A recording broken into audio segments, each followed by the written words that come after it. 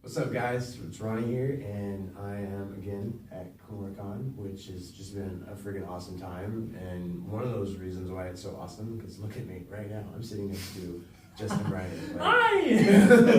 Hello! So yeah, if you don't know who Justin Briner is, you probably haven't watched any anime in the last couple of years. I know I say that a lot, but you seriously, these people I've been interviewing today, you've got to know them. So you've done what?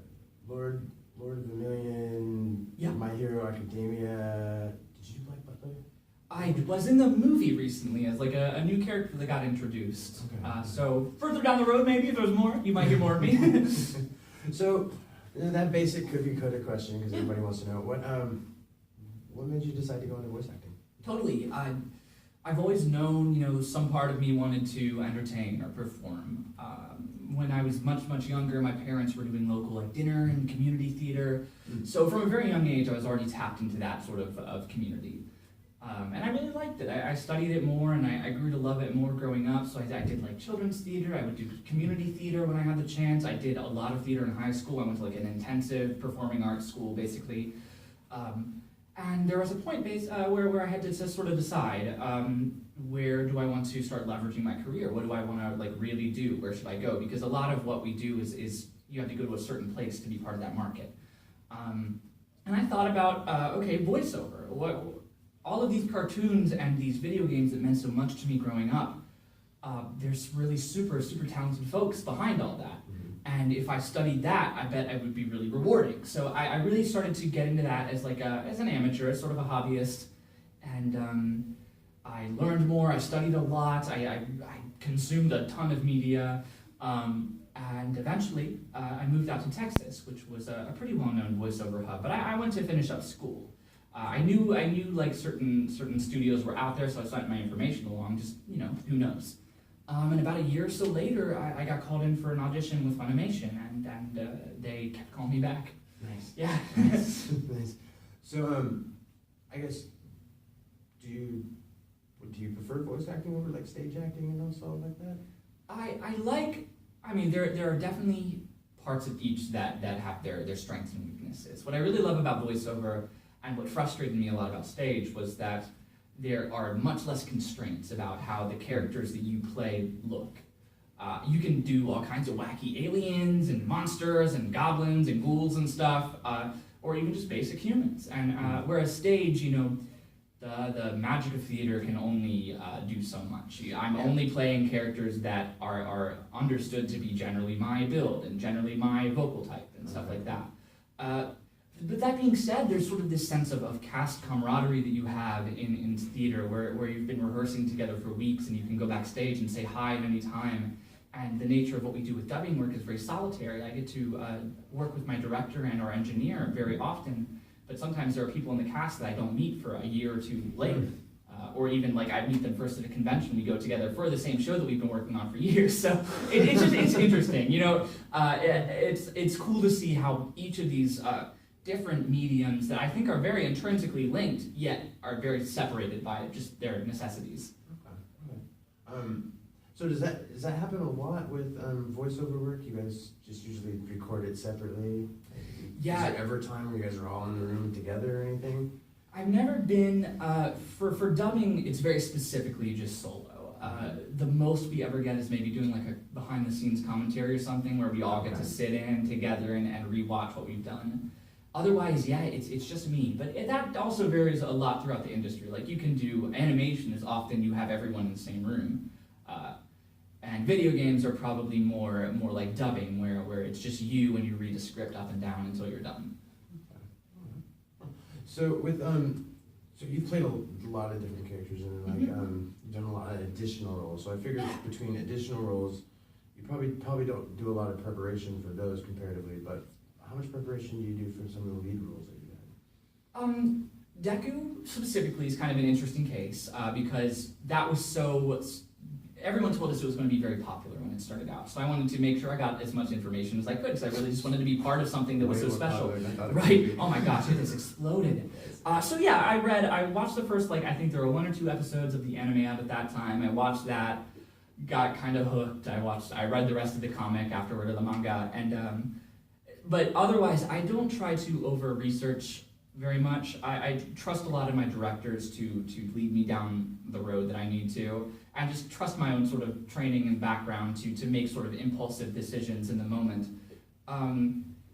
What was I thinking here? I don't try to get too much information because I don't want to make any snap decisions based on my own research that end up being inaccurate. I don't want to get into a headspace that ends up being wrong, and I've already invested so much of my emotional self into getting here where I should have been over in column B. But otherwise, I usually you just get called in for a couple hours. Sometimes if you're lucky, they'll tell you the name of the show. Otherwise, they'll say, you're coming in for this director, so be here at this time. I'm like, all right, that's great. So there's a lot of like cold reading involved. There's a lot of quick, snappy decisions. You have to make sure that your sort of acting technique is already there because what we do is so technically intensive. We have to match sort of the rhythm of the animation and the timing and everything. So having all of that in the back of my head already helps to smooth out and hasten the process. Okay. Is there a character that you haven't that you really want to play one day? I can't think of anyone in particular, but I would love to be like a character in One Piece down the road. Okay. I love that sort of story and that universe a lot. So getting to play those sort of over the top characters would be really fun. Okay. Right. Didn't you do? I've done a handful. I've done like I often popped up as like a Marine who would be like, oh, watch out for his power. Okay. And then I played, I believe his name is Palms. He was like a member of the Whitebeard Pirates. But that was sort of a tertiary addition. He didn't really bring a whole lot to the movement of the story. Okay. So like like Batman out there. Oh right, I didn't even think about the famous It characters. doesn't always have to be anime. Right, not anime? What do you mean? I don't really look at it in terms of characters, but there are definitely universes I'd like to be involved in. Blizzard games have always been very meaningful to me. I like Guild Wars and ArenaNet, sort of that whole fantasy MMO would be awesome. Just sort of, that's what comes to mind. So one question I like to ask is, I get very different answers from each voice actor and a lot of actors, period. Do you actually watch the stuff you do? I try to keep up with it. Do you? Okay. Sometimes, I can't often sit down and watch the whole episode or the whole series, but I know if I'm going to pop up here or there, I'll check out how it turned out, just because I've had a little time to remove myself from it.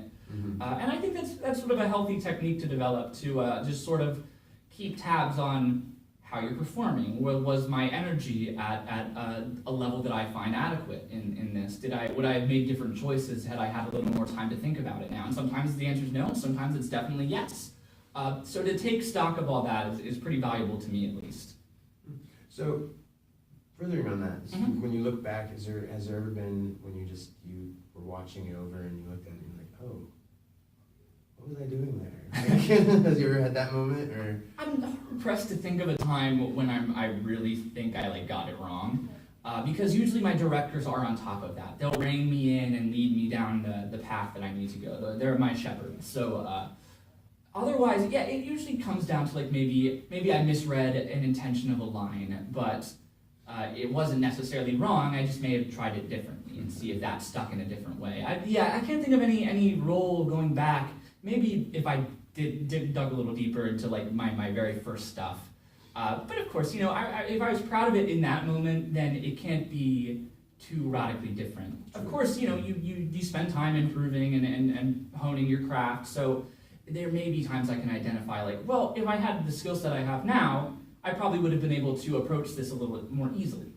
But I can't think of a role that I'm not proud of. Yeah. That's good. Yeah, totally. So, let's see. We've had My Hero Academia, the movie, which just came out a little while back.